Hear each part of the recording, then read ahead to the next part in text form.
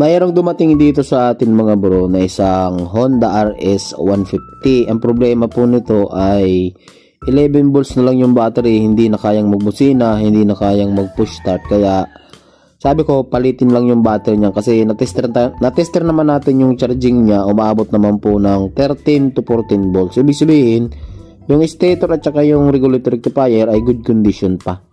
So ito yung ipapalit natin. Kung nakikita nyo naman 13 volts, hindi pa po umaandar ang unit. Kita nyo naman, hindi pa po nakasalpak yung mga battery plugs o yung mga battery terminal ng ating mga harness. So ito pala yung ipapalit natin mga bro, OD battery.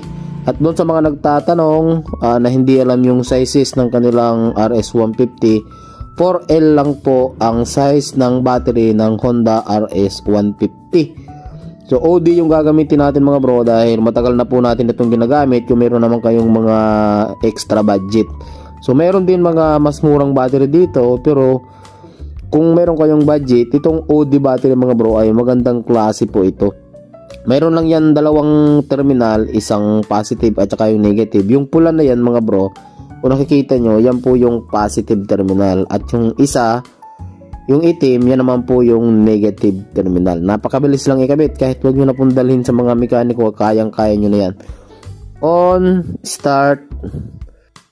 Hindi lang dinig mga bro, pero one click lang po yan.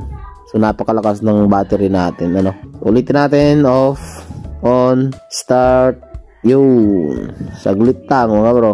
Sa mga gusto mag-order ng OD battery, nandiyan po sa Yellow Basket, i-check out nyo na lang.